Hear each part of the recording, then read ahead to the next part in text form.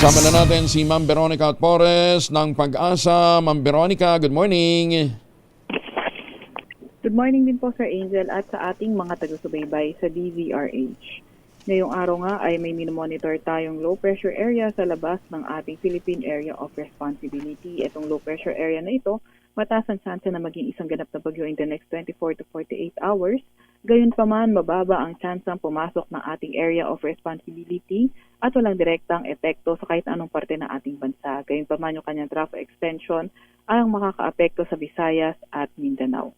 Northeast monsoon naman o amihan ang makakaapekto sa Luzon area. Asahan nga natin na yung trough ng low pressure area na ating minomonitor, magpapaulan yan sa Visayas, Mindanao at Masbate. Maulap na papawirin at mga may hinang pag-ulan naman ang dala ng amihan sa Cagayan Valley, Cordillera Administrative Region, Aurora, Quezon at nalalabing bahagi ng Bicol Region.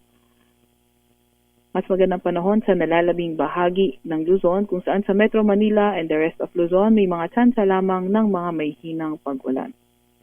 Wala naman tayong nakataas na gale warning sa kahit anong dagat baybay ng ating bansa. At yan nga muna ang pinakahuli sa lagi na ating panahon mula sa Weather Forecasting Center ng Pag-asa, Veronica Torres. Ma'am Veronica, ang lakas ng ulan kahapon sa Mindanao, ha?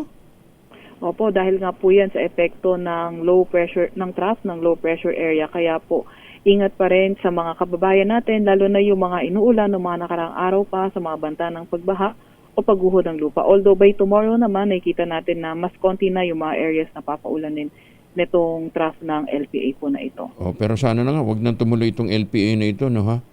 Oo. Opo, mababa naman po yung chance ang pumasok ng ating PAR at Oo. nakikita nga po natin na posibleng papalayo na po ito ng ating bansa. Maraming salamat, Ma'am Veronica Torres, mula po sa Pag-asa. Magandang umaga po. Salamat po, good morning. 5:21 ang